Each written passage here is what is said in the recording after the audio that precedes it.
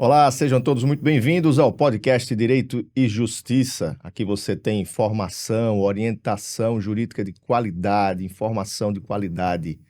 Você sabia que a cidade do Vaticano pode ser considerada o menor país do mundo, tem menos de 1 quilômetro quadrado, um quadradinho, um pedacinho ali dentro de Roma. Para além do lado religioso, a Igreja Católica, como disse, é uma cidade-estado e tem leis. Existe o Código de Direito Canônico. A Igreja também tem leis dentro, tem regras. E sobre esse assunto, nós vamos conversar com o padre Josivaldo Félix, ele que é reitor do seminário aqui em Natal e também professor de Direito Canônico. Padre, muito obrigado pela sua presença, seja sempre bem-vindo. Olá, Marcelo, eu que agradeço pelo convite para poder estar aqui hoje e podermos partilhar sobre um assunto tão específico, mas tão importante para todos nós católicos. É verdade, e a gente falando de direito canônico, para você que está nos acompanhando, diz respeito, por óbvio, à Igreja Católica, né? São regras, são leis internas que regem o dia a dia da instituição, não só do ponto de vista religioso, mas também administrativo, não é assim, padre? Isso, nós temos um código próprio, né, que é o Código de Direito Canônico, que ele vai abranger a Igreja Latina, a Igreja Ocidental. Também existe um código para as igrejas orientais, católicas orientais, mas o nosso, que é de 1983, ele abrange toda a estrutura que vai dizer respeito ao fiel que é batizado na Igreja Católica. E nesse código nós vamos conter aí tudo que diz respeito à organização, à dimensão dos bens da Igreja, dos fiéis, do munus, dos padres, do munus de reger a Igreja, de governar a Igreja, de santificar e de poder lidar com toda essa parte que envolve o povo de Deus, além dos bens da Igreja. Também temos a parte de direito penal, né? Processo penal, e também vamos ter aí toda uma estrutura que vai reger não somente a dimensão dos leigos, mas também dos sacerdotes, de toda a estrutura da Igreja, né? Então, o Código de Direito Canônico que nós temos atualmente é o de 1983 e traz toda a organização jurídica, todo o sistema jurídico, né, da Igreja. Ele não é a única fonte jurídica da Igreja, mas é o código que ele é rege uma parte isso, desse direito canônico, né? Que é esse isso, direito canônico, isso, né? É um dos documentos, mas talvez o mais central, para além, claro, da Bíblia e de outros documentos. isso, porque o código ele é feito a partir de inspiração na palavra de Deus, que a gente vai chamar aí o direito divino, né, que supera então todos os direitos na Igreja. A partir disso, nós temos o direito canônico, que envolve essa dimensão dos batizados, mas existe também o direito eclesiástico, que vai envolver a dimensão da relação da Igreja com os estados. Então, são várias dimensões que abrangem o direito da O Igreja. senhor falou 83, Papa João Paulo II. João Paulo II, Foi isso. quem, digamos, promulgou Isso. o código. O código. Como que é feito exatamente o código, né? Nós temos um documento de 83, como se chegou a esse código? Existem deputados e senadores, vamos dizer assim, equivalentes, cargos na igreja, acredito que os cardeais, né? Que são aquelas pessoas auxiliares do Papa, né? Uhum. Que elaboram esses documentos, que formam o código. Como funciona essa relação de produção legislativa, digamos assim, das leis que regem a Igreja Católica? Certo. A Igreja, desde o início, quando a gente vai olhar mesmo no aspecto bíblico, né? Ali dos primeiros momentos em que a comunidade cristã começa a se organizar, já começam a surgir ali determinações, regras para a escolha de diáconos, regras de convivência, né, regras de partilha. Então a igreja vai se organizando dessa forma. E com o passar do tempo, vão surgindo ali legislações esparsas na igreja, né, as chamadas decretais, que continham normas relativas a diversas dimensões da igreja, como no aspecto penitencial, né, no aspecto oracional, organizacional também. E com o passar do tempo, o Papa Pio X teve a brilhante inspiração de que a igreja deveria ter também um código. Ele trabalhava na Cúria Romana antes de ser Papa, e percebeu que a igreja necessitava de um código. Então, em 1917, ele organiza todo esse material da igreja que tinha Ele espaço, reúne aquilo que reúne estava tudo. espalhado Isso, num único documento. reúne tudo num único documento e forma o primeiro Código de Direito Canônico, que é de 1917. A partir daí, nós vamos passar também por um momento muito importante da igreja, essa grande revolução, que é o Concílio Vaticano II. E a partir dos documentos do Concílio Vaticano II, se é feita então uma reorganização, uma revisão do Código de 17 para então promulgar esse Código de 83. Então, ele é um código que nasce a partir também do pensamento do Concílio Vaticano II. Se a gente for pegar os documentos que constituem o concílio, vamos ver que eles são fonte de inspiração também para muitas normas que tem no código.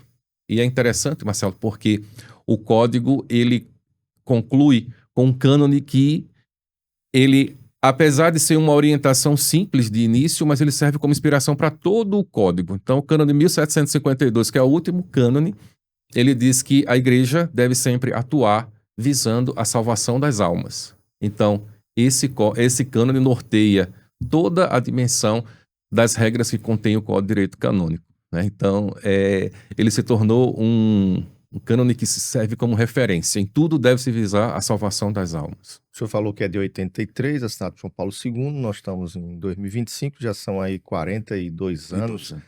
Há atualizações ao longo desses anos, assim como a nossa Constituição recebe emendas e ao longo do tempo, com a evolução da sociedade, posso citar aqui revolução tecnológica, uso de meios tecnológicos, redes sociais. Como é que está o código em relação a esse momento que a gente vive hoje, assim, a 2025, ou seja, 42 anos após a primeira edição, digamos assim, desse código de 83? Certo.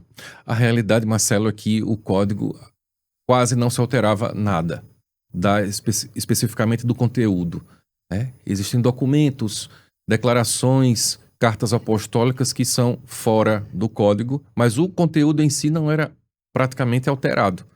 Mas com o Papa Francisco, ele começou a perceber que certas dimensões, principalmente certas realidades voltadas para o matrimônio, precisavam ser atualizadas, precisava dar uma nova dinâmica. Então, ele fez algumas alterações, alguns acréscimos. Ele, durante o seu pontificado, houve bastante alterações, visando sempre tornar mais eficiente, tornar mais eficaz, né? Uma legislação, como você falou, que já vem aí sendo utilizada há 42 anos, né? E que precisa dessa atualização. Então, o Papa Francisco já modificou Começou a fazer alguma algumas coisa. alterações. Antigamente você podia comprar o mesmo código que não tinha problema. Com o Papa Francisco, todo ano tinha Uma edição nova aí, alteração. Isso. Como é que funcionam essas alterações? Você falou que o Papa Francisco entendeu que era preciso fazer alterações pontuais em alguns temas. Isso. Como é que funciona? Ele conversa com quem? Quem são esses, digamos, profissionais do direito? Certo. Talvez o senhor, inclusive, falou que é advogado, né? Isso. Para fazer essas alterações, existe um conjunto de cardeais, talvez, que decidam, olha, nós vamos mudar, reescrever isso aqui. Auxiliando o Papa diretamente, nós temos aí os cardeais, né, que assumem os dicastérios, geralmente da Cúria Romana, de um modo geral, né? Mas, ligado a esses cardeais, existem estruturas, né, comissões. Então, para os textos legislativos também existe uma comissão própria, né, de pessoas com a formação na área, uma formação muito sólida, que Leigos e contribui, religiosos ou só religiosos?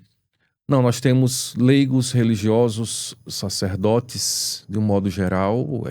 Essa equipe ela é bem diversificada, mas ela trabalha justamente para organizar essa dimensão dos textos. Assim como os dicastérios específicos, como, por exemplo, ligado à família, ao clero, existe toda uma equipe, né? Também na área do direito canônico existe também toda uma assistência por parte, né, desses vamos dizer assim, desses juristas que têm uma formação específica, né, para poder ajudar, ter a formação no direito canônico.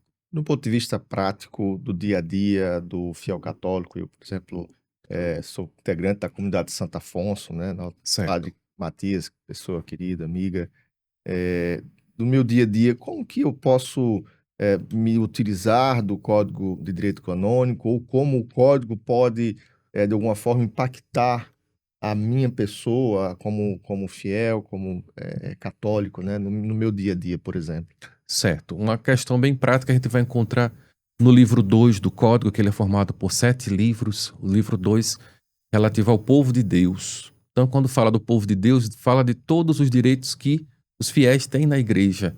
Então, desde a dimensão do batismo, quando o fiel é inserido na igreja, é inserido no corpo de Cristo, ele adquire, então, direitos e obrigações. E lá no Código, especificamente nesse livro 2, você vai encontrar aí todos os direitos que os fiéis têm na igreja, tanto de participação, quanto de viver uma espiritualidade, como de poder também opinar para os sacerdotes, né? Mostrar suas necessidades, né? Olha, somos dessa paróquia, temos necessidade disso.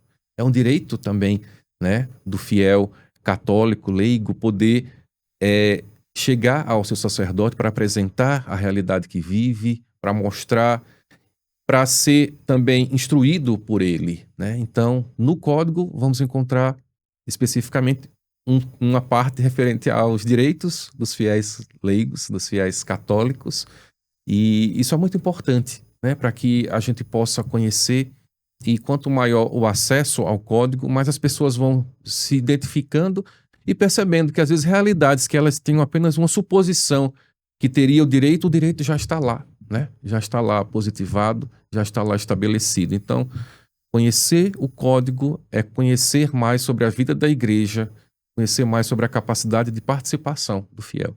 O senhor falou que existe um tribunal, né? Existe o Isso. direito canônico, existe a parte processual. Que tipos de casos mais comuns, digamos, chegam lá ao tribunal? Como é que esses casos chegam? Eu, enquanto católico, posso demandar de alguma forma ao tribunal? Como é que funciona essa realidade prática? Certo. Na igreja, fazendo uma analogia com a nossa estrutura jurídica civil, nós temos um tribunal superior, que seria equivalente ali ao STF, né? Para a igreja é a assinatura apostólica, né? A assinatura apostólica é o tribunal superior na igreja. Logo após, vem o tribunal da Rota Romana, que também é responsável de dirimir especificamente vários assuntos ligados, né, ao clero da igreja, mas também aos leigos, claro. E nas dioceses existe essa orientação para se criar um tribunal específico, que é um tribunal ligado à diocese. Em alguns locais não existe a possibilidade de abrir o tribunal, porque exige toda uma formação acadêmica para assumir um papel de juiz no tribunal. Tem que ter pelo menos um mestrado em direito canônico.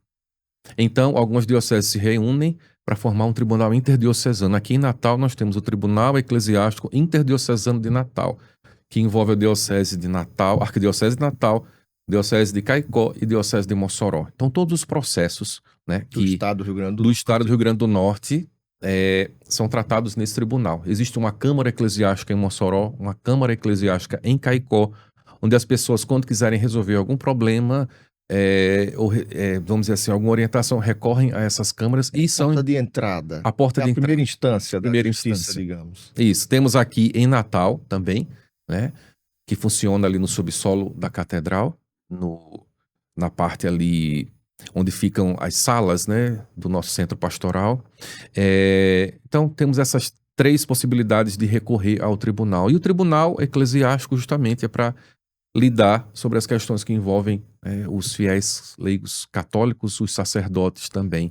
Hoje, existe grande procura por parte das pessoas para dirimir assuntos relacionados ao matrimônio, né? Então, a busca pela nulidade matrimonial Seria o é grande. principal tema, assim, em discussão. Seria, hoje, olhando a nível de quantidade, né? Nós temos, assim, hoje, se recorre mais ao tribunal buscando a nulidade matrimonial. Então, nós temos uma realidade com muitos processos, né? Como eu falei, com as alterações feitas pelo Papa Francisco, né? Através do moto próprio Mitis Iudex Dominus Iesus, que fala justamente da dimensão de que o matrimônio é uma realidade da igreja que tem o seu valor, é sagrado. Mas se o vínculo para ser realizado esse matrimônio ocorreu, teve algum defeito, seja de forma, ou seja, a nível de conteúdo, né? Ele pode ser considerado nulo, ou seja, que nunca existiu. Então, o Papa, vendo a necessidade de tantos casais que vivem uma experiência em que o casamento é nulo, resolveu agilizar. Então, hoje, o processo para concluir uma nulidade, ele é mais ágil do que antigamente. Porque antigamente haveria necessidade de ir para uma outra instância para poder ser ratificado, confirmado. Hoje não. Hoje Você resolve aqui. a sentença que é dada no tribunal, aqui de Natal, ela, se não houver a apelação em 15 dias, ela já se torna já executiva, já, digamos, transita em julgado, já então a pessoa já está válida, já produz efeitos. No caso, como que o cidadão chega até o tribunal? Eu particularmente, eu não conheço. Existem advogados aqui na cidade que atuam na área do direito canônico, ou assim como na justiça também é possível? No juizado especial a gente pode, né, em pequenas causas, como o pessoal costuma dizer no popular, pode ir até sem advogado, né, a própria secretaria que cuida ali de fazer a petição inicial naquelas causas de menor valor. Como é que funciona isso em relação à parte do direito canônico? Pronto. Hoje nós temos na nossa estrutura do tribunal aqui em Natal, como eu falei, que funciona, a referência sempre é o subsolo da catedral, né, no nosso centro pastoral. Nós temos a sala do tribunal eclesiástico, onde a pessoa que tem alguma dúvida sobre isso, ela pode recorrer ao tribunal. Temos lá a nossa equipe de secretaria, que é responsável de dar as primeiras orientações. Então, qualquer pessoa pode recorrer ao tribunal para ter as orientações e assim poder dar entrada no seu pedido, numa causa de nulidade, né? Desde que atenda aos requisitos que são necessários, como, por exemplo, apresentar 3 testemunhas, né? Fazer uma peça que é um libelo narrando como é que foi a sua história matrimonial. Então, tudo isso aí envolve essa parte de estruturação do processo. Temos também pessoas que são responsáveis de colaborar com as pessoas que buscam o tribunal para produzir essa peça, né, esse libelo. Então a pessoa vai lá, olha, eu escrevi aqui, mas será que está da forma correta? Existe já um roteiro, um modelo que orienta, com perguntas, mas a gente sempre faz uma revisão disso, se é necessário, para poder então ingressar com esse pedido. Entrando com o pedido, automaticamente é designado um patrono para a causa, um advogado. Esses advogados já são do rol de advogados da arquidiocese. Então, nós já temos os advogados específicos para tratar dessa causa, ligados ao tribunal. Então, cada pessoa recebe um patrono e esse patrono que vai acompanhar essa pessoa durante o processo. Para fazer toda a parte técnica, enfim. Isso. Já, digamos assim, patrocinado pela própria estrutura da igreja. Isso, pela própria estrutura, porque também existe uma taxa, né, referente a isso, e essa taxa já inclui também para fazer o procedimento. Do procedimento, para acompanhar. O senhor falando de penalidades, me lembro muito coisas de infância, assim, coisas de avó, né? Você vai ser excomungado, menino, não sei o quê, como é que tal. Existe essa questão da excomunhão, eu até puxo aqui como gancho a história da Madonna, né? Essa polêmica, Madonna foi excomungada e Madonna se diz católica e tal. Como é que essa questão, existe a excomunhão? A excomunhão existe. A excomunhão é uma pena, né? A excomunhão quer dizer tirar realmente da comunhão com a igreja, né? Existem algumas situações em que a pessoa pode ser retirada dessa comunhão porque suas atitudes excluíram a comunhão. Então, é uma penalidade, a pena de excomunhão. O livro 6º do Código de Direito Canônico trata justamente sobre isso, né? E se você pega um código nosso de direito penal, e você vai ver que tem muita semelhança com o código da igreja. Por quê? Porque essa estrutura da igreja antecede muita coisa, né? Ela é fonte de cultura jurídica, né? Então o código também... Santo Agostinho, né? Doutor da igreja, tem grandes contribuições para o direito de um modo geral, né? Então, se você pega o código hoje, você vai ver uma estrutura muito parecida realmente com o que a nossa estrutura do Código de Direito brasileiro traz, né? Que você vai ver aí já uma inspiração também do direito romano, porque passamos pelo direito romano, né? Então, essa união, direito canônico, direito romano, e direito civil, você vai encontrar sempre uma semelhança. Então, nós temos também essa organização e, infelizmente, hoje nas universidades não se estuda, não tem essa disciplina, principalmente Não aqui no tem. Brasil, de Eu direito terminei em canônico. 2021 e Nós só passamos por ela, só vemos alguma citação na parte de história do direito, né, que cita o código e tal, mas não, infelizmente, essa parte foi desvinculada, principalmente aqui no Brasil, porque na Itália ainda faz parte dos currículos estudar o direito canônico, porque ele, como falei, ele é uma fonte rica de cultura jurídica, né? Ele é uma fonte que serve de inspiração para muitos outros países também na estruturação dos seus códigos, né? Então, toda essa organização, ela também é uma fonte inspiradora. Pena que, pela falta de incentivo, né, matérias tão importantes como o latim, o direito canônico, já não se encontra em muitos currículos das nossas universidades, né? Padre Josivaldo Félix, agradecer a participação, trazer esses esclarecimentos. Aqui o nosso objetivo é sempre trazer boa informação, orientação jurídica de qualidade para vocês que nos acompanham. Seja sempre bem-vindo.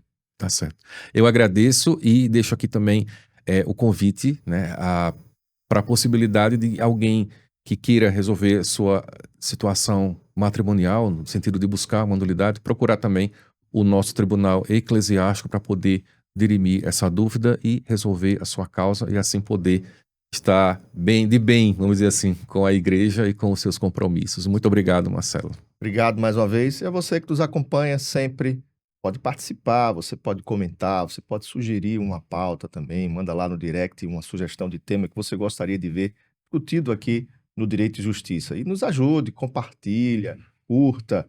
Toda sexta-feira tem um episódio novo às 10 da manhã no nosso canal, no Spotify e também no YouTube. Um abraço e até a próxima.